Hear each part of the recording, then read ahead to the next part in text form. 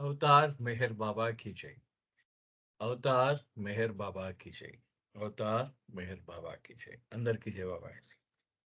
So నిన్న ఇరుచి గారు విధేయత మీద చెప్పిన కథని, అదే విధంగా బాబా ఆయన ఏదైతే ఒక పని అప్పచెప్పారో, ఒక దంపతుల మధ్యన ఉన్న మనస్పర్ధలు తీర్చమని పంపించారు బాబా. ఆయన ఈ పలానా సమయానికి రమ్మని చెప్పారు ఇరుచి గారిని. ఆ సమయానికి రాకపోవడము. అప్పుడు బాబా ఏమన్నారంటే, ఆయన ఆ లేట్‌గా వచ్చినందుకు అశుద్ధాన్ని నాకమని చెప్పడం జరిగింది బాబా. ఆ రుచి గారు అశుద్ధాన్ని నాకడానికి వెళుతూ ఉంటే, ఆ సమయంలో ఏం జరిగిందంటే, బాబా పిలవడం జరిగింది. పిలిచిన తర్వాత బాబా అప్పుడు అడగడం జరిగింది. మొత్తానికి అన్ని విషయాలు తెలుసుకున్న తర్వాత బాబా రుచి గారిని అడిగారు. "అశుద్ధాన్ని నువ్వు నాకేవా?" అనంటే, బాబా ఇంకా దాన్ని నాకపోతూ ఉంటే మీ దగ్గర నుంచి పిలుపొచ్చింది అని అన్నాడనమాట ఆయన. అనేసరికి అప్పుడు ఆయనకు అర్థమైందిట ఇరుచి గారికి. ఏంటంటే, ఆహా! నా నేను ఏది అప్పటిదాకా నాలో నేను చేశాను అనే భావం అంతా పోయింది అప్పటిదాకా నాలో. నేను బాబా నన్ను పొగుడుతారు. నేను చేశాను. ఆ దంపతుల మధ్య మనస్పర్ధలు నేను తీర్చాను అనే భావం అంతా అప్పుడు నాకు దూరమయింది. దూరమై దూరం అవ్వడం మూలాన నాకప్పుడు నా హృదయం, నా మనస్సు గర్వంతో ఉప్పొంగింది మనస్సు. కానీ నా నా హృదయము ఆయనేంటంటే బాబాయ్ మన హృదయాలు గర్వంతో ఉప్పొంగాలని కోరుతారు. మన మనస్సు మన హృదయాలు ప్రేమతో ఉప్పొంగాలని కోరుతారు అని అంటారు. కానీ మన మనస్సులు అహంకారంతో పొంగకూడదు అని ఎప్పుడు అంటూ ఉంటారు. ఈ విధంగా నేను ఆ శుద్ధము నాకడానికి సిద్ధమవ్వడం ఆయనకి ఇంకా దగ్గరికి చేర్చింది. ఈ యొక్క కథ నన్నింకా దగ్గరికి చేర్చింది అని చెప్తూ ఇక్కడ దాకా ఆగామనమాట. సో, అంటూ ఆ తర్వాత కూడా paragraph. "Of course, in living with the Mandali, it was often a tussle between what appeared to be their orders and my own personal logic." మండలి వారితో జీవిస్తున్నప్పుడు వారి యొక్క అంటే ఇది ఎప్పుడు కూడా వారి యొక్క ఆహ్, ప వాళ్ళ ఏదైనా మండలి వారు ఏదైనా ఆజ్ఞ వాళ్ళ యొక్క ఆజ్ఞకి, వాళ్ళ యొక్క తర్కానికి అంటే మన తర్కానికి అంటే మండలి వారు ఒక ఆజ్ఞ ఇస్తారు. అది చాలా అన్‌రీజనబుల్‌గా కనబడుతుందనమాట. దాన్ని మనం పూర్తిగా దాన్ని అది చెయ్యలేమనమాట. ఇదేమిటి ఇంత తెలివి తక్కువ వీళ్ళు పని జెప్పారేంటి నాకు అని అనిపిస్తుందిట మనకి. ఆ విధంగా అనిపిస్తుందనమాట. అయితే ఆహ్, అ అయితే కానీ ఆ తర్వాత ఒక ఈవిడకొక భావన ఏర్పడిందిట. అయ్యో! వీళ్ళందరూ కూడా బాబా యొక్క మండలే. వాళ్ళందరూ కూడా బాబాచే వాళ్ళందరూ కూడా బాబాచే నియమింపబడిన వాళ్ళే. వాళ్ళందరి వెనక బాబా ఉండి వీళ్ళని నడిపిస్తున్నాడు కదా! అనే భావం ఏర్పడేదిట ఎప్పుడు కూడా.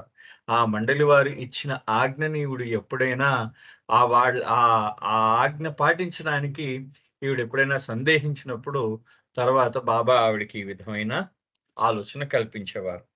It was an experience of living in the very lane of love, where contradictions are logic, where the mind has a daily tussle with the heart, where all the preconceived ideas are turned upside down and we are left standing on our head. అంటే ఒకే వీధిలో ఆ మనసులో ఉన్న గర్వంతో జీవించడం అన్నమాట. అంటే మనసులో ఆ హృదయంతో, మనసుతో 2 కలిపి ఒకే వీధిలో 2 రెండిటికి మధ్యన ఎప్పుడూ కూడా పోరాటం జరుగుతూ ఉంటుంది గదా! అంటే నీ హృదయం ఎప్పుడూ నీ మనస్సు ఎప్పుడూ కూడా నిన్ను ప్రశ్నిస్తూ ఉంటుంది. నీ హృదయం ఎప్పుడూ కూడా అది నువ్వు కావాలి, కావాలి, ప్రేమ, ప్రేమ అంటూ ఉంటుంది. ఇవన్నీ కూడా ఒకటే దగ్గర నివసిస్తున్నట్టు ఉంటుందట. ఆ మండలి వారితో నివసించడం అనేది. అంటే ఆవిడ ఈ విధంగా అంటున్నారు. By example you could witness the diversity of his mandali in personality and even in perspective. ఆ మండలి వారి యొక్క వ్యక్తిత్వంలో తేడా ఉంది. వాళ్ళ యొక్క దృష్టికోణంలో కూడా తేడా ఉంది. Each had his or her understanding of what Baba wanted from them. వారికి తమ వ బాబా దగ్గర నుంచి తమ దగ్గర నుంచి ఏం కోరుతున్నారు అనే సంపూర్ణమైన అవగాహన వాళ్ళకుందిట. Yet they are uniquely united in their obedience and surrender to him. అంటే ఒక్కొక్కళ్ళ దగ్గర నుంచి బాబా ఒక్కొక్కటి కోరుకుంటారు. సో, వాళ్ళకి ఆ అవగాహన ఉంది. కానీ వాళ్ళు మొత్తం అందరూ ఒక్కొక్కళ్ళు వేరే, అంటే వాళ్ళ దృష్టికోణం వేరైనా సరే, వాళ్ళ వ్యక్తిత్వాలు వేరైనా సరే, విధేయత మరియు అర్పణ అనే విషయాల దగ్గరకొచ్చేసరికి మండలి వాళ్ళందరూ ఏకత్వం వహించి, ఆ ఏకత్వంతో ఉంటారట. కారణం ఏంటంటే, బాబా యందు సంపూర్ణమైన విధేయత, బాబాకి పరిపూర్ణమైన అర్పణ అవ్వడం జరిగింది అని అంటున్నదనమాట ఆవిడ. అంటూ what it means to be relied, to be obedient to the behest of a master was popular topic in the early days after Baba dropped his body. అంటే అంటే బాబా వాళ్ళ జీవితాలన్నీ కూడా బాబాయే కేంద్రమై బాబాపై ఆధారపడి ఉన్నాయి. అదే విధంగా ఆ తర్వాతి కాలంలో బాబా శరీరం, ఆయన తన శరీరాన్ని వదిలేసిన తర్వాత, బాబా ఈ భౌతిక దేహాన్ని వదిలేసిన తర్వాత ఈ వచ్చిందండి. వి ఈ విధి వచ్చిందండి. ఈ విధేయత అనేది అదొక వస్తుందండి. ఇప్పుడు వచ్చింది. ఈ విధేయత అనేది ఏమిటవుతుందంటే, ఈ విధేయత చాలా ముఖ్యమైన అంశంగా మారిపోయింది బాబా తన శరీరాన్ని వదిలేసిన తర్వాత. Discussions concerning its implications in our life would blow across the hall, gathering in strength like a great storm seen on the horizon. అంటే మనకెదురుగుండా ఒక పెద్ద, మన దృష్టి ఎదురుగుండా మీకు పెద్ద తుఫాను ఏ విధంగా అయితే వస్తుందో, ఆ విధంగా తుఫాను వంటి వాదోపవాదాలు జరుగుతూ ఉండేవిటి విధేయత అనే టాపిక్ మీద. Pilgrims and residents would watch it and comment upon it, but from a respectable distance. No one wanted to find themselves in the eye of it. ఎవరైతే యాత్రికులు ఉన్నారో, ఆ మెహరాజాద్‌లో నివాసితులు ఉన్నారో, వాళ్ళందరూ కూడా ఈ మండలి వారి విధేయత మీద ఒక్కొక్కళ్ళు వాదోపవాదాలు జరుగుతున్న దాంట్లో వాళ్ళందరూ చూసేవారట. అప్పుడప్పుడు వాళ్ళు కూడా తమ అభిప్రాయాన్ని పంచుకునేవారట. కానీ అది దాంట్లో ఎప్పుడూ కూడా లీనమయ్యేవారు కాదు. దూరం నుంచే ఈ యాత్రికులు, ఈ అక్కడ నివాసితులు ఎవరైతే, ఆ మెహరాజాద్ నివాసితులు ఎవరైతే ఉన్నారో వాళ్ళందరూ కూడా ఆ వాదోపవాదాలు చూడడం వరకే, అంతవరకే. ఆయన వినడం, చూడడం వరకే. అంతేగాని వాళ్ళు పాలు పంచుకోలేదు ఎప్పుడు కూడా. అంటే వాళ్ళు అది అన్నమాట. అంటే వాళ్ళు ఈ మండలి వారికి అంత గౌరవం ఇచ్చారన్నమాట. వాళ్ళు ఈ విధేయత మండలి వాళ్ళ కారణం ఏంటంటే, వాళ్ళ యొక్క జీవితం అంతా కూడా బాబాకి విధేయత అర్పణ అయిపోయి ఉన్నవారు కాబట్టి వాళ్ళకి ఆ గౌరవం దక్కిందనమాట. Until the day Iruch left the world and joined Baba, obedience was his first lesson. And it certainly became the foremost lesson throughout his life with Baba. అంటే ఇరోచి గారు తన శరీరాన్ని వదిలేసే వరకు కూడా, ఆయన తన శరీరాన్ని వదిలి ఆయన బాబాలో చేరే వరకు కూడా ఆ విధేయత అనేది ఆయన యొక్క మొదటి పాఠ్యాంశంగా ఉందన్నమాట ఇరుచి గారికి. ఎప్పుడు కూడా విధేయత అనేది మొదటి పాఠ్యాంశంగా ఉంది ఇరుచి గారికి అని అంటూ ఆయన ఈ విధంగా అంటున్నారు. ఏంటంటే, why didn't you bring the car, why didn't you bring the car, Baba had asked him upon his arrival. This disobedience on your part has created a great scar on my heart forever. That was quite a welcome. And for the rest of Hiruch's life, the car became one of the mediums through which his own heart is pierced and dilated. అంటే చూడండి, అంటే ఏమంటున్నారంటే, ఆ ఇరుచి గారు మనం మొన్న చదువుకున్నాం. ఏమని అడిగారు? నువ్వు కార్ తెచ్చేవా అని అడిగారు ఇరుచి గారు. వచ్చిన వెంటనే బాబా వేసిన మొట్టమొదటి ప్రశ్న ఏంటి? నువ్వు కార్ తెచ్చేవా అని అడిగారు కదా. ఆ కారు తెచ్చేవా అని బాబా అడిగారు. అడిగిన తర్వాత ఇరుచి గారేమో ఆయనకు తీసుకురాలేదు అని సమాధానం చెప్పేసరికి బాబా అన్న మాట ఏమిటంటే, ఏదైతే ఈ అవిధేయతను నా పట్ల చూపిన ఈ అవిధేయత నా హృదయంపై గొప్ప గాయం ఏర్పరిచింది, అంటే గొప్ప మాయని మచ్చగా నిలుస్తుందన్నారు.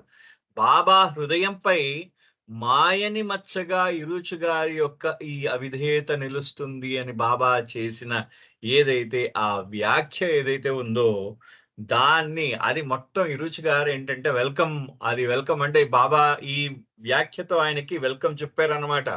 ఆయనకి ఆహ్వానం పలికారు కదా ఇరుచి గారికి, రా రా నాయనా అని చెప్పి, ఈ అవిధేయత నువ్వు చూపించిన ఈ అవిధేయత నా హృదయంపై తీరని మచ్చగా ఉంటుంది అని బాబా అనేసరికి, అది ఒక ఆ వ్యాఖ్య ఏమైందంటే, ఆయన ఆహ్వానం పలికింది ఆ వ్యాఖ్య.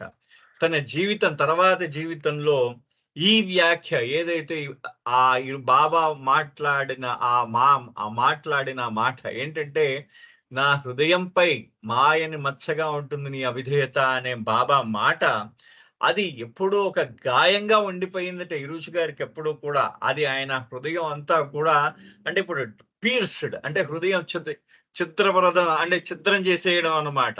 అంటే పీర్స్డ్ అంటే మొత్తం కోసేసి లోపలికి దానికి ఎలా ఉంటుంది అది? దూర్చేసి పొడి చేయడం అన్నమాట పూర్తిగా. ఛిద్రం చేసేయడం. అంతలాగా ఆయన ఛిద్రం అయిపోయింది ఆయన హృదయం అంతా కూడా. వ్యాకోచించిందన్నమాట పూర్తిగా. అది అంటే మనకి చూడండి, హార్ట్ డిసీజ్ వస్తే ఏమవుతుంది? ఆ గుండె పూర్తిగా వ్యాకోచిస్తుంది. ఆ విధంగా వ్యాకోచించిందట ఆయన. ఆ విధంగా అంటున్నారు. అంటూ బాబా ఇరుచి గారు అంటున్నారు ఈ విధంగా, "there are 2 sides of an order and it is impossible to obey him the way that he wants us to obey him, the way that would please him." అంటే బాబా ఇచ్చిన ఆజ్ఞకి ఎప్పుడు కూడా నాణానికి 2 వైపులు ఏ విధంగా ఉంటాయో, బాబా ఇచ్చిన ఆజ్ఞకి కూడా 2 వైపులా ఉంటాయట. బాబా ఎప్పుడు కూడా చాలా ఆయన చెప్పిన విధంగా ఆయన యొక్క ఆజ్ఞని మనం దానికి విధేయత చూపించడం, అంటే ఆయన చెప్పిన విధంగా ఆయన ఆజ్ఞని నెరవేర్చడం బహు కష్టం. అంటే ఇక్కడ ఆయన చెప్తున్నారు, మనం బాబా చెప్పిన విధంగా మనం విధేయత చూపించడం బహు కష్టం. బాబా చెప్పిన విధంగా ఆయనని ప్రసన్నుణ్ణి చేసుకోవడం చాలా చాలా కష్టంటది. బాబా చెప్పిన విధంగా మనం ఆయన చెప్పినట్టు పాటించి ఆయనను ప్రసన్నుణ్ణి చేసుకోవడం బహు కష్టము. అదే విధంగా ఆయన చెప్పినట్టు ఆయన యందు విధేయత చూపించడం చాలా కష్టం. అదంటున్నారన్నమాట. Here is a glaring example it occurred after Baba came to Meherazad. మళ్ళీ ఈరోజు గారు ఇంకొక కథ చెప్తున్నారు. మెహరాజాద్ వచ్చిన తర్వాత, అంటే మెహరాజాద్‌లో వచ్చిన తర్వాత అక్కడ జరిగిన ఒక సంఘటన దానికో పెద్ద ఉదాహరణంట. అంటే బాబా చెప్పినట్టు మనము ఆయన విధేయత చూపించడం ఎంత కష్టమో అనే విషయాన్ని ఆయన చెప్తున్నారు. చూడండి ఒక్కసారి. In those early days, Merazad was known as Pimpalgaon Rest House and looked like nothing we know it today. There was no veranda outside the Mandali Hall. In fact, at the time of this story, Mandali Hall did not exist. There are only a few habitable rooms on the property, used originally by the camp clerk and the municipal engineer during the building of the Pimpalgaon Reservoir. Baba was staying in the clerk's room. మీరు అక్కడ మీరు మెహరాజాద్ చూసారనుకోండి. ఇప్పుడు మెహరాజాద్‌లో ఇప్పుడు బాబా room ఒకటి ఉంది. అక్కడ dining hall ఒకటి ఉండేది అక్కడ. అది తర్వాత కాలంలో కట్టించారనమాట అదంతా కూడా. దానికన్నా ముందు ఒకే ఒక్క చిన్న రూము, ఇంకొక రూము ఉండేదనమాట. అక్కడ పింపల్గాం రిజర్వాయర్ ఉండేది. అక్కడ ముందు రిజర్వాయర్ అంటే అక్కడ ఆ నీటిని స్టోర్ చేసి ఒక డ్యామ్ వంటిది ఉండేది. అక్కడ ఒక ఇంజినీర్ ఉండేవాడు, ఒక క్లర్క్ ఉండేవాడు. వాళ్ళిద్దరూ కూడా అక్కడ ఉండేవారనమాట. ఇంజినీరు, క్లర్కు అక్కడ వాళ్ళిద్దరూ ఉండేవారు. వీళ్ళు అక్కడ నివసించి ఆ నీటిని ఆ నీటి తాలూకు అక్కడ మొత్తం కన్‌స్ట్రక్షన్, ఆ డ్యామ్ తాలూకు కన్‌స్ట్రక్షన్, దాని తాలూకు బాగోగులన్నీ చూసుకుంటూ ఉండేవారు. క్లర్క్ అతనెప్పుడూ కూడా అక్కడే ఉండేవాడు. ఒక్కొక్కసారి అక్కడే ఉండిపోతూ ఉండేవాడు కాబట్టి, ఆ క్లర్క్ యొక్క రూము నివాసయోగ్యంగా ఉండేదనమాట. ఆ రూమ్‌లోనే బాబా పడుకునేవారు ఎప్పుడు కూడా. ఎక్కడ పడుకునేవారో తెలుసా? ఆ రూమ్‌లో డోరు పక్కన ఒక బెడ్, అంటే చిన్న పరుపేసుకొని, అంటే ఒక 4 బొంతలు కలిపితే ఒక పరుపు అవుతుందనమాట. అట్లాంటి పరుపు ఒకటేసుకొని బాబా పడుకునేవారట నేల మీద. అంటే పరుపేసుకొని పడుకునేవారు. అది మొదటి రోజుల్లో. మీరిప్పుడు అదే అంటున్నారు ఇరుచి గారు. మీరు ఆ రోజుల్లో, ఇప్పుడు మెహరాజాద్ అని పిలుస్తున్నాం. ఆ రోజుల్లో దాన్ని పింపల్గాం రెస్ట్ హౌస్ అని పిలిచేవారు. ఆ రోజుల్లో మీరు చూస్తున్నట్టు ఇప్పుడు మండలి హాల్ వరండా ఏమి ఉండేవి కాదు అప్పుడేమి కూడా. ఒక 2, 3 రూములు మాత్రమే ఉండేవి. ఆ రూముల్లో ఇక్కడ ఎక్కడైతే క్యాంప్ క్లర్క్, ఆ మున్సిపల్ ఇంజినీర్ వాళ్ళు ఉండేవారో, ఆ రూమ్‌లో ఆ క్యాంప్ క్లర్క్ ఉన్న రూమ్‌లో బాబా ఉంటూ ఉండేవారు అని చెప్తున్నాడనమాట. ఇక్కడ ఫోటో కూడా ఇవ్వడం జరిగింది ఆ రోజుల్లోది. నేను నెక్స్ట్ వీక్ నేను దాన్ని మనకి ఒకసారి చూపిస్తాను ఆ ఫోటోని. There was a large neem tree right outside the Baba's door, and I was seated under it for duration of the night watch. మనకు తెలుసు. బాబా పడుకున్నప్పుడు రాత్రి ఆ నైట్ వాచ్‌మెన్ కింద కాపలాదారు కింద ఎవరో ఒకరు ఉండాలన్నమాట. రాత్రి కాపలా కాయడానికి వాచ్‌మెన్ కింద ఎవరో ఒకరు ఉండేవారు. దాని బయట బాబా రూమ్ బయట ఏదైతే ఈ రూమ్ బయట ఉందో, ఆ రూమ్ బయట ఒక వేప చెట్టు ఉంది. ఆ వేప చెట్టు కింద కూర్చొని ఆ కాపలాదారు కాపలా కాసేవాడు బాబా రూమ్ బయట. ఆ రోజు ఇరుచ్ గారి యొక్క ఆయన యొక్క ఒడొచ్చింది. ఆయన ఆ రోజు తాను ఆ రూమ్‌లో తనేం చేస్తున్నాడంటే, ఆ రూమ్ బయట అతను కాపలా కాస్తున్నాడు. Then Baba's standing order for whoever was doing the watch was always the same. Be alert, keep your eyes open, and whenever he clapped, respond immediately. బాబా ఎప్పుడూ ఒకటే ఆజ్ఞ ఇచ్చేవారట. అదేంటంటే, మీరెవరైతే కాపలాదారు ఉన్నాడో, వాడెప్పుడూ కూడా జాగరూకుడై ఉండాలి. అంటే ఎప్పుడూ కూడా జాగ్రత్తగా ఉండాలన్నమాట అతను. అంటే ఎప్పుడు అలర్ట్‌గా ఉండాలి. అతను బాబా చప్పట్లు కొట్టంగానే వెంటనే రూమ్‌లోకి రావాలి. వెంటనే అతను దాన్ని ప్రతిస్పందించాలన్నమాట. వెంటనే ప్రతిస్పందించాలి. ఈ విధంగా బాబా ఎప్పుడూ కూడా ఆ కాపలాదారుడికి బాబా ఆజ్ఞిస్తూ ఉండేవారు. I kept a torch with me and inside Baba's room was a lantern. నేను నా చేతిలో ఒక టార్చ్ ఉంది. బాబా రూమ్‌లో ఒక లాంతర్ ఉంది. కిరోసిన్ లాంతర్లు ఉండేవి కదా ఆ రోజుల్లో. ఆ కిరోసిన్ లాంతర్ ఉందన్నమాట. That night was no moon. It was total blackness. ఆ రోజు అమావాస్య అనుకుంటాను బహుశా లేకపోతే అమావాస్య దినాలు. అమావాస్య ముందు రోజు ఆహ్, చ ప ఆ త్రయోదశి, చతుర్దశి, పౌర్ణమి అమావాస్య ఉంటాయి గదా! సో, ఆ రోజులు అయ్యుంటాయి బహుశా. కారణం ఏంటంటే మొత్తం అంతా చీకటిమయంగా ఉంది. చంద్రుడు కూడా లేదుట ఆ రోజు కూడా.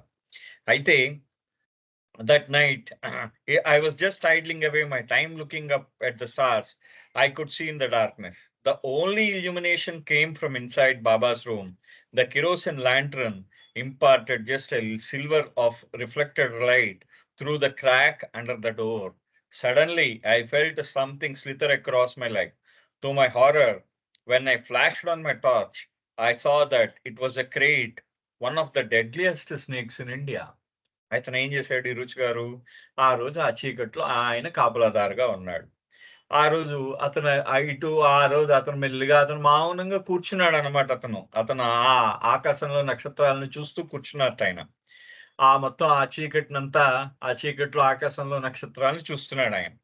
చూస్తూ ఉండేసరికి కాళ్ళ మించి ఏదో పాకినట్టు అనిపించిందాయనకి. అయ్య బాబోయ్! ఏంటి పాకింది అనుకుని అతనేం చేశాడంటే వెంటనే టార్చ్ వేసి చూసారాయన. టార్చ్ వేసి చూసేసరికి ఆయన టార్చ్ వేసేసరికి పెద్ద కట్లపాము అన్నమాట. క్రీట్ అంటే కట్లపాము. ఆ పెద్ద కట్లపాము కనబడిందన్నమాట ఇరుచి గారికి. అంత పెద్ద కట్లపాము బాబా రూమ్‌లోకి వెళ్తూ కనబడిందన్నమాట. అది its head had already slipped through the chink under the door into Baba's room. Without the moment's hesitation, I pressed on the snake's tail with the end of my torch. అయితే ఆయన ఒక్కసారి చూసేసరికి ఆల్రెడీ అప్పుడే మనకి తలుపు కింద చిన్న సందుంటుంది కదా! దాని కింద బయటుంటుంది కదా! తలుపు కింద సందుంటుంది కదా!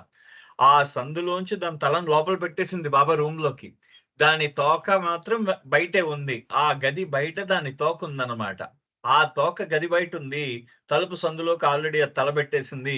ఆ తల పెట్టేసిన వెంటనే ఈయన చూసాడనమాట. ఒక్కసారి ఇరుచి గారు అదిరిపోయాడనమాట. చూసి వెంటనే ఆయన టార్చ్‌ని తీసుకెళ్ళి టార్చ్‌తో దాని తోక మీద గట్టిగా ఆయన టార్చ్‌తో నొక్కి పెట్టాడు లోపలికెళ్ళిపోకుండా.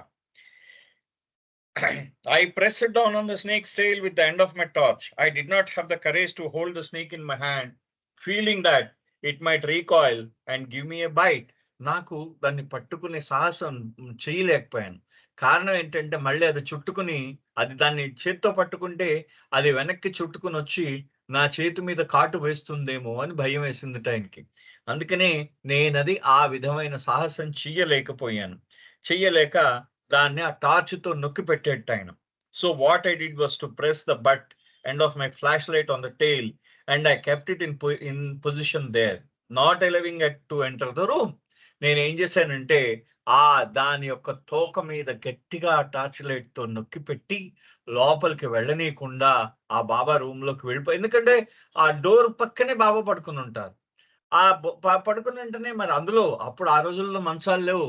ముందు ముఖ్యంగా ఏంటంటే మంచాలు లేవు, పరుపుల మీద పడుకునేవారు. ఆ పరుపు మీదకెళ్ళిపోతే కష్టం కదా, ఈజీగా వెళ్ళిపోతుంది కదా పాము. మరి అదే అనమాట ఆయన చెప్పేది. By the side of the door was Baba's bed, and surely it would have crawled onto it. Just as I had pinned down the snake, Baba started clapping. అయితే ఇతని పాము మీద ఇలా పెట్టి పాము బాబా పక్క మీదకి ఎక్కడ వెళ్ళిపోతుందో అని ఆ పాము తోక మీద గట్టిగా తన టార్చ్ లైట్ తో నొక్కి పెట్టి ఉంచాడు. అది ఏమైందంటే లోపలికి వెళ్ళకుండా అక్కడికి ఆగిపోయింది. ఎందుకంటే తోక దాన్ని లాక్కోలేదు కదా, అతను బాగా నొక్కి పెట్టేసరికి తోక లాక్కోలేకపోయింది అనమాట లోపలికి. అది లోపల నుంచి అది గిజగిజలాడుతున్నది పాపం అది. ఈ లోపల బాబా చప్పట్లు కొట్టారు. వెంటనే ఈ లోపల బాబా చప్పట్లు కొట్టారట. కొట్టిన వెంటనే so I continued to hold the snake down, waiting for it to come out so I could kill it. How can I obey and at the same time not allow the snake to enter the Baba's room? బాబా ఏమంటారు, చప్పట్లు కొట్టిన వెంటనే రావాలని. ఇతను కానీ చెయ్యి వదిలేసి వెళ్ళిపోతే బాబా రూమ్ లోకి పాము దూరిపోతుంది, బాబాని ఎక్కడ కాటేస్తుందేమో అని భయం ఆయనకి.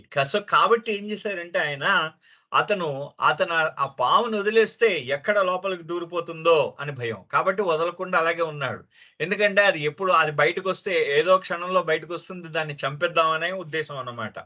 ఆయన ఏమంటాడంటే, నేను బాబా రూమ్ లోకి బాబా చప్పట్లు కొట్టిన వెంటనే బాబా రూమ్ లోకి వెళ్ళడం, ఈ పాముని వదలకుండా ఉండడం రెండు ఏకకాలంలో చేయలేను కదా, ఈ విధమైన విధేయత నేను చూపించలేను కదా అంటాడు అనమాట ఆయన.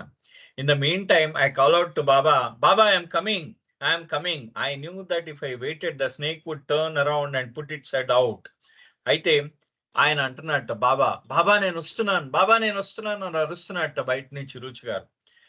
అంటే ఆయనకు తెలుసు రుచి గారికి ఏంటంటే, నేను దాని తోక మీద నొక్కి పెట్టడం మూలాన ఏదో ఒక సమయంలో దాని యొక్క తల మళ్ళీ బయటికి తీసుకొస్తుంది అని చెప్పేసి దాని తల దానికి బయటికి తీసుకొస్తుంది కదా, అప్పుడు చంపేయొచ్చు అని ఆయన ఉద్దేశం అనమాట. I did not have the heart to obey Baba's order because obedience would be fatal for Baba's body. నేను బాబా యొక్క మాటకి విధేయుడినై ఉండడానికి నా హృదయం అంగీకరించలేట. కారణం ఏంటి, ఇప్పుడు ఆ పామును వదిలేసి బాబా దగ్గరికి వెళ్ళిపోతే, ఆ పాము వెళ్ళి బాబా దగ్గరికి వెళ్ళిపోయి బాబాని కాటేస్తే, అది అన్నమాట ఆయనకు వచ్చిన సందేహం. సో కాబట్టి ఆయన ఏం చేశాడంటే, నాకు బాబా ఆ పామును వదిలేసే ధైర్యం లేదు, బాబా ఆజ్ఞను పాటించే హృదయం లేకపోయింది ఆ క్షణంలో. కారణం ఏంటంటే బాబా శరీరానికి చాలా ప్రమాదం కూడా. I thought, never mind, whatever happens, I am going to leave the snake. I am not going to leave the snake. నేను ఏమనుకున్నానంటే, ఏం జరిగితే జరగని, నేను మాత్రం ఈ పామును వదలను అని అనుకున్నట్ట. Eventually the snake came out because it was feeling the pain and suffering, and when that happened, I killed it with my chapel. అయితే మొత్తానికి ఆ తోక మీద గట్టిగా నొక్కి పెట్టడం మూలాన ఆ పాము కొంచెం బాధేసింది, దానికి నొప్పి కలిగి బాధేసింది. కాబట్టి అది ఏం చేసిందంటే, లోపలికి దూరడానికి దానికి సత్తువ లేక బయటకు వచ్చింది. అది ఎప్పుడైతే బయటకు వచ్చిందో ఈరోజు గారు తన చెప్పు తీసి దాన్ని ఆ పాముని చంపేశారన్నమాట, కొట్టేసి చంపేశారు. But as soon as I entered the room, the court martial began. ఏమంటే కోర్ట్ మార్షల్ అంటే ఏంటంటే, ఆర్మీ వాళ్ళకి ఎవరైనా తప్పు చేస్తే దాన్ని వాళ్ళందరూ ఆర్మీ తాలూకు ఆఫీసర్స్ అందరూ నిలబడి దాన్ని కోర్ట్ మార్షల్ అంటారనమాట. అంటే కోర్ట్ అని ఉంటుంది, దాన్ని మార్షల్ అంటే ఆర్మీ వాళ్ళు చేస్తే మార్షల్ అంటారు, కాబట్టి కోర్ట్ మార్షల్ అని పేరు అనమాట దానికి. సో బాబా స్టార్ట్ చేశారనమాట, ఆయన తన న్యాయస్థానాన్ని లోపల స్టార్ట్ చేశారు అడగడం. ఏంటి ఆయన ఆ పావుని చంపేసి లోపలికి వెళ్ళేసి బాబాస్ అడగడం ప్రారంభించారు. Why didn't you come immediately when I clap? నువ్వు ఎందుకు రాలేదు, నేను చప్పట్లు కొట్టిన వెంటనే నువ్వు లోపలికి ఎందుకు రాలేదు అని అడిగాట. What is the matter with you, are you deaf? అసలు నీకు ఏమిటి సంగతి, నువ్వేమైనా చెవిటి వాడవా అని అడిగాట బాబా. I held the snake in my hand and explained to Baba how I felt had to stop the snake from entering its room. It was a crate, Baba. Their bite can be fatal. So what?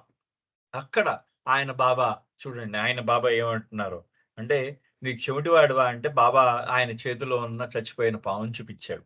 బాబా ఇగో ఈ మీ గదిలోకి ఇది ప్రవేశిస్తున్నది. దాన్ని చంపడంలో లీనమైపోయి ఉన్నాను. నేను వదిలేస్తే నీ గదిలోకి వచ్చేసేది. ఇది కట్లబాం అందులో. దీని కాటు చాలా ప్రమాదము అని చెప్పేసి రుచి గారు చెప్తున్నారట. అయితే ఏమిటి అన్నారట బాబా. అయితే ఏమిటి? కట్లపాము ప్రమాదం అయితే ఏమిటి? అని అడిగారాయన. అడిగి you should have let it go. So what if the snake crawled on my bed? You should have let it come to me. You have to obey మీ. అప్పుడు బాబా అన్నారట. చూడండి ఆయన అన్నమాట.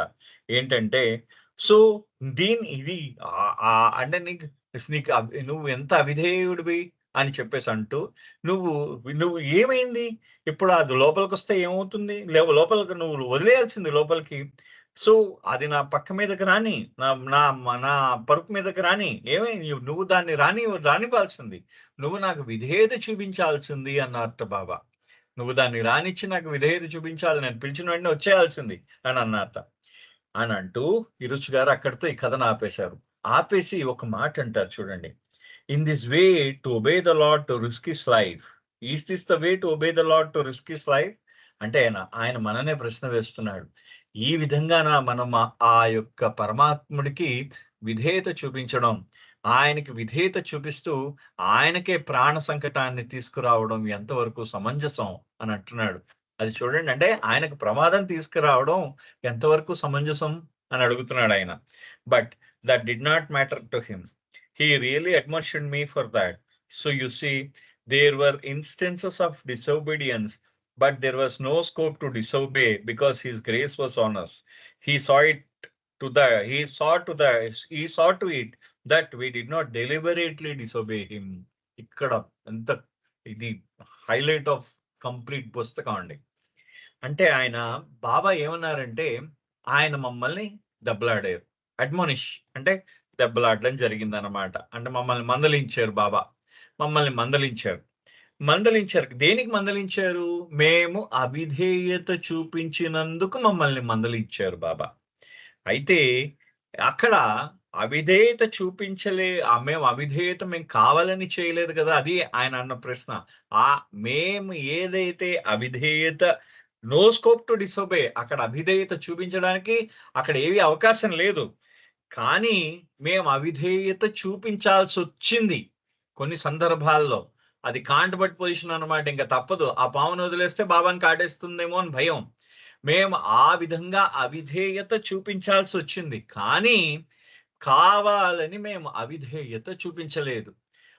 కావాలని మేము అవిధేయత చూపించకుండా చేసింది కూడా ఆయనే. కారణం ఏంటంటే ఆయన కృప మా మీద ఉంది కాబట్టి. అది అంటున్నారు. అంటే మేము కావాలని అవిధేయత చూపించకుండా అవిధేయత జరిగింది. వాళ్ళ వల్ల అవిధేయత జరిగిందనమాట. అవిధేయమైన ఒక చర్య జరిగింది. ఆ విధంగా అవిధేయమైన చర్యలో కూడా వాళ్ళు కావాలని చేసినట్టు కాదది.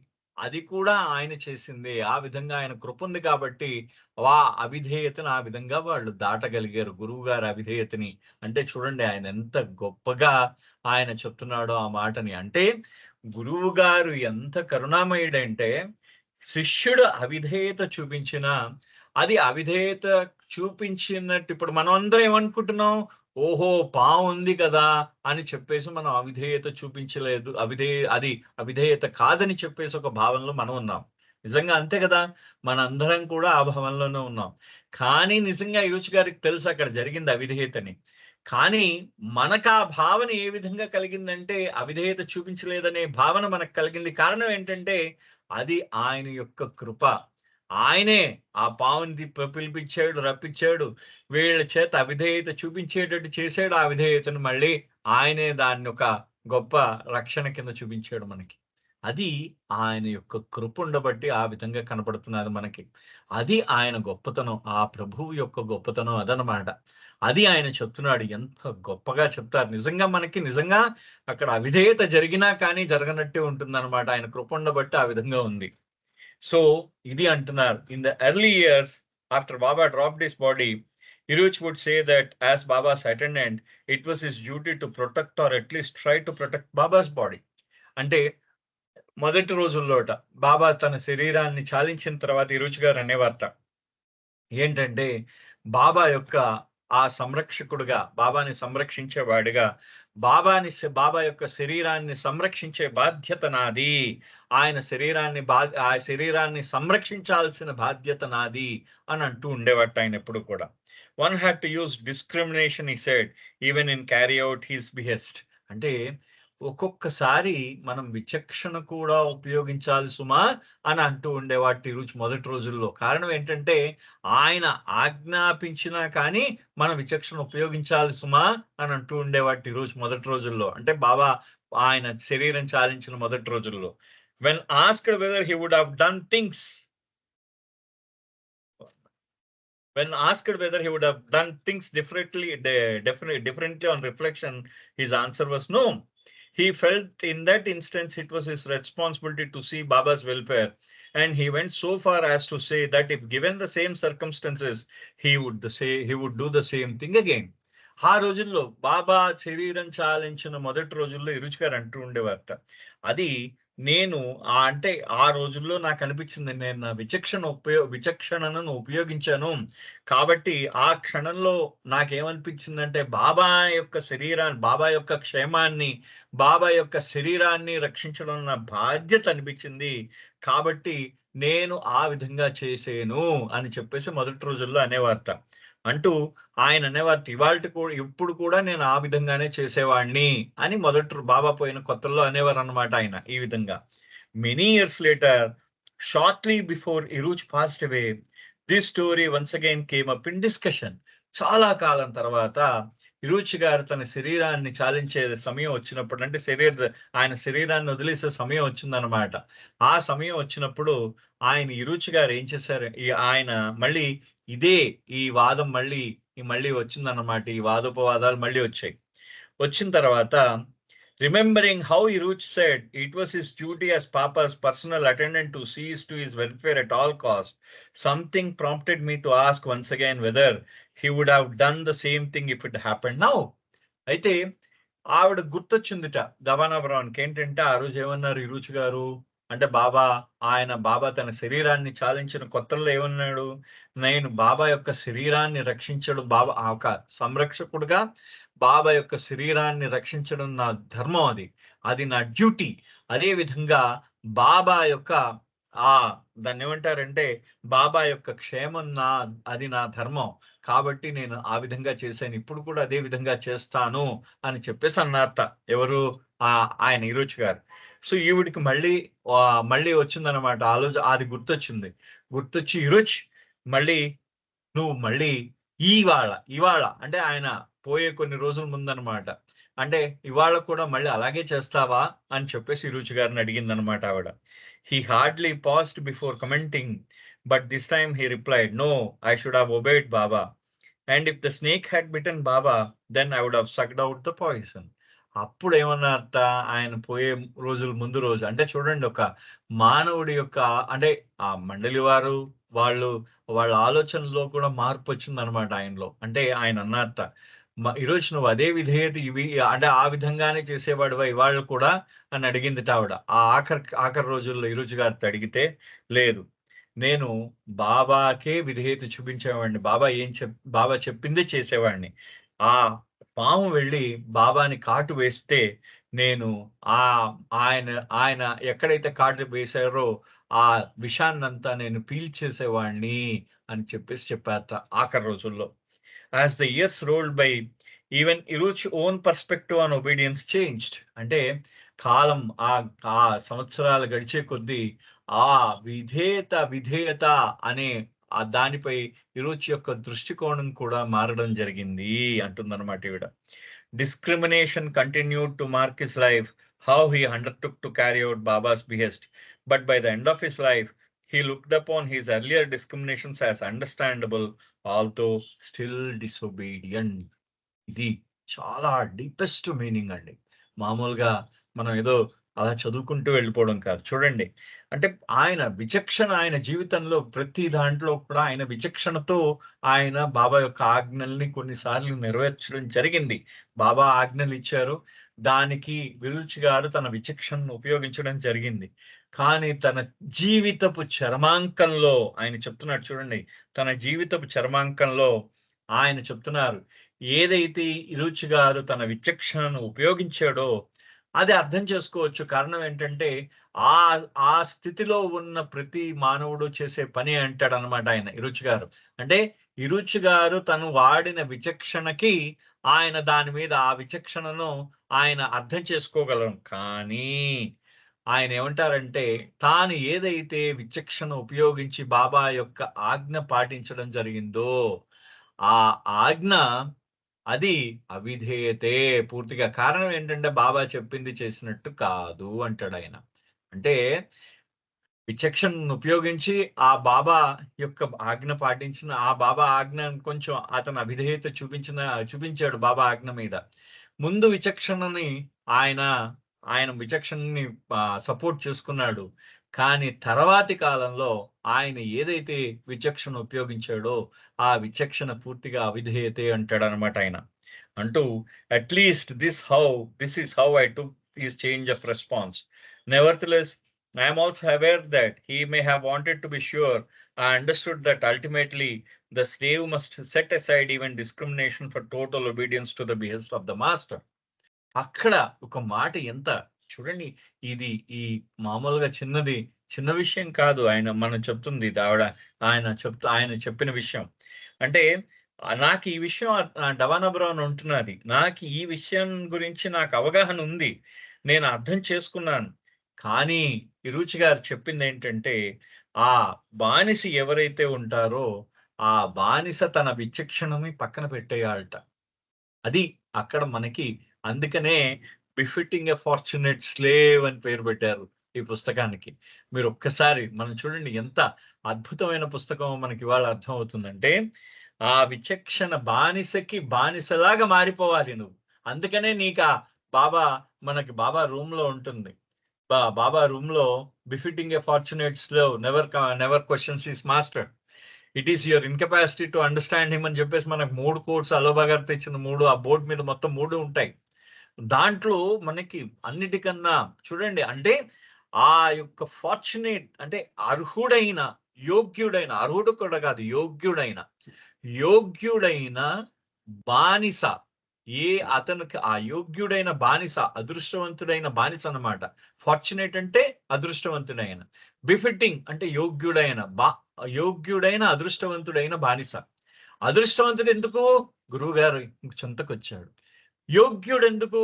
అతని యోగ్యత ఎక్కడుందంటే, అతను తన యొక్క విచక్షణని ఉపయోగించకుండా ఆ యొక్క గురువు ఆ ప్రభువు యొక్క ఆజ్ఞను పాటించడంలో ఉంది అతని యొక్క యోగ్యత. అది ఆయన యోగ్యత. అది మనం దాన్ని గురించి మనం అసలు మనకి ఆ అవగాహన కూడా మనకుండదు. అంటే ఆయన యొక్క యోగ్యత ఆ శిష్యుడి యొక్క ఆ బానిస యొక్క యోగ్యత, శిష్యుడి యొక్క యోగ్యత ఆ గురువుగారి యొక్క ఆజ్ఞను పాటించడంలో ఉంది. అతను తన విచక్షణను ఉపయోగించకుండా గురువుగారిని చెప్పింది చేయడంలో ఉంటుందట. అందుకనే బిఫిట్టింగ్ యోగ్యుడైన, ఫార్చునేట్ అదృష్టవంతుడైన స్లేవ్ బానిస. ఎంత బ్యూటిఫుల్ గా ఉంది కదా!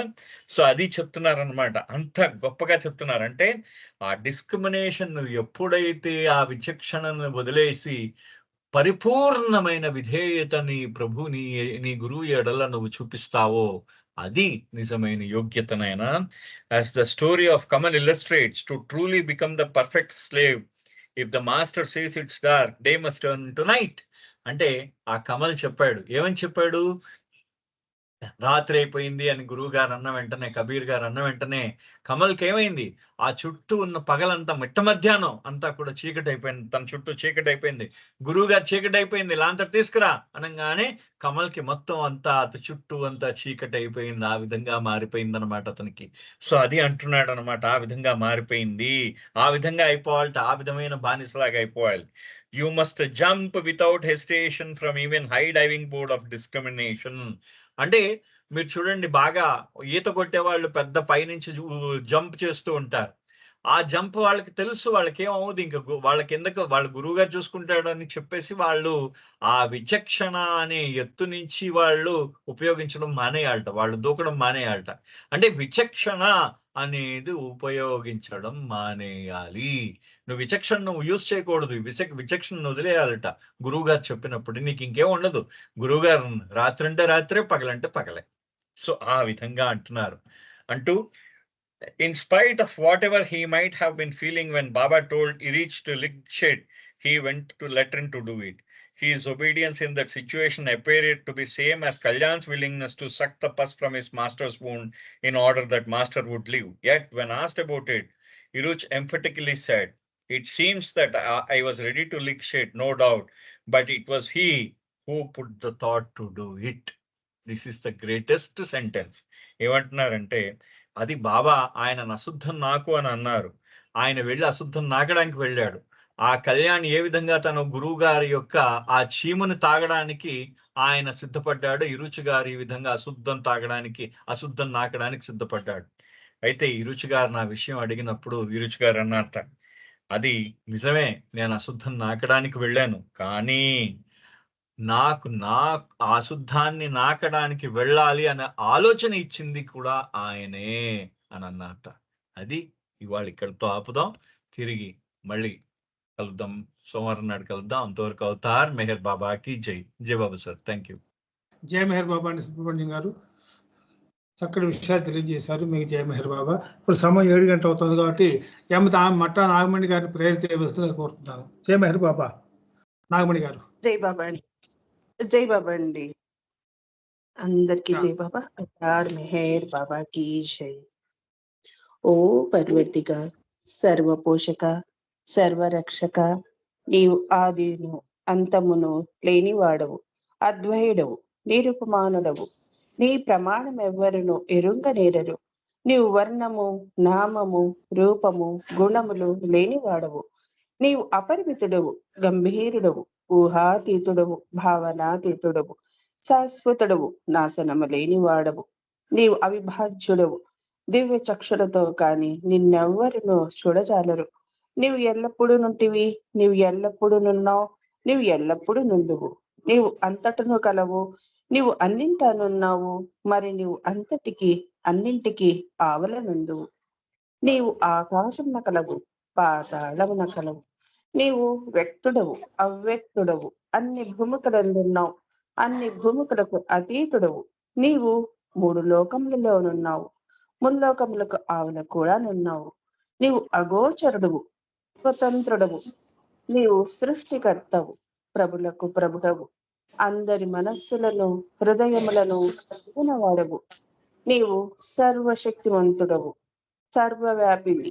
నీవే అనంత జ్ఞానము, అనంత శక్తియు, అనంత ఆనందమును. నీవు జ్ఞాన సాగరుడవు, సర్వజ్ఞుడవు, అనంత జ్ఞానివి, త్రికాల వేదివి. జ్ఞానమే నీవు. నీవు సర్వదయాళుడవు, నిత్య శుభంకరుడవు. నీవు ఆత్మలకెల్లా ఆత్మవు, అనంత గుణ విశిష్టుడవు. నీవు సత్య, జ్ఞాన, ఆనందముల త్రిమూర్తివి. నీవే సత్యమునకు మూలము, ప్రేమ మహాసాగరుడవు. నీవు పురాణ పురుషుడవు, సర్వోన్నతుడవు. నీవు ప్రభుడవు, పరమేశ్వరుడవు. నీవు పరుడవు, పరాత్పరుడవు. నీవు పరబ్రహ్మవు, అల్లాహ్, ఇలాహి, ఎజ్దాన్, ఆహుర్ మజ్దా, ప్రియతముడైన భగవంతుడవు. నీవు ఈజద్ అనబడ్ ఏకైక పూజ్యుడు. ఓం పరబ్రహ్మ పరమాత్మ, యా యజ్దాన్, లా ఇలాహ ఇల్లిల్లాహ్. O God Father in Heaven, పరమ దయానిధువగు ఓ ఈశ్వర, మా పాపములన్నింటికి మేము పశ్చాత్తాపపడుచున్నాము. అసత్యము, అధర్మము, అపవిత్రమునగు మా ప్రతి తలంపునకు పశ్చాత్తాపపడుచున్నాము. పలికిన ప్రతి మాటకును, చేసి ఉండరాని చేసిన ప్రతి చేతకును మేము పశ్చాత్తాపపడుచున్నాము. స్వార్థముచే ప్రేరేపింపబడిన ప్రతి పనికిని, ప్రతి మాటకును, ప్రతి తలంపునకును, ద్వేషముచే ప్రేరేపింపబడిన ప్రతి పనికిని, ప్రతి మాటకును, ప్రతి తలంపునకును మేము పశ్చాత్తాపపడుచున్నాము. ఇంకను ముఖ్యముగా కూడా కామముతో కూడిన మా ప్రతి తలంపునకు, కామ ప్రేరితమగు మా ప్రతి చేతకును, పలికిన ప్రతి అనృతమునకు, సమస్త కపట వర్తనమునకు, ఆడి తప్పిన ప్రతి వాగ్దానమునకు, సమస్త పరనిందలకు, పరోక్ష నిందలకు మేము పశ్చాత్తాపడుచున్నాము. ఇంకా ముఖ్యంగా కూడా పరలోక నాశనమున కూర్చున్నట్టి మేము చేసిన ప్రతి పనికిని ఇతరులకు బాధ కలుగ చేసినట్లు మేమాడిన ప్రతి మాటకును చేసిన ప్రతి చేతకును ఇతరులకు బాధ కలగవలెనని మేము కోరిన ప్రతి కోరికకును మిక్కిలి పశ్చాత్తాపడుచున్నాము. నీ యొక్క అపార దయతో ఓ ఈశ్వర, మేము చేసిన ఈ పాపములన్నింటినీ క్షమింప వేడుకొనుచున్నాము. తలపులలో, మాటలలో, చేతలలో నీ ఇచ్ఛానుసారము నడుచుకొనజాలక నిరంతరము విఫలమగుచున్న మమ్ములనందరినీ క్షమింప వేడుకొనుచున్నాము. ప్రియతమ దైవమా, నిన్ను అధికాధికముగా ప్రేమించుటకును ఎంతో అధికముగా ఇంకనూ అధికముగా నీతో ఐక్యము పొందగల అర్హత సంపాదించినంత వరకు మా అందరికీ తోడ్పడము. ఇంకను బాబా కొంగను చిట్ట చివరి వరకు వేడకుండని విధముగా మాకందరికీ సహాయపూర్వకము. అవతార్ మెహర్ బాబా కీ జై.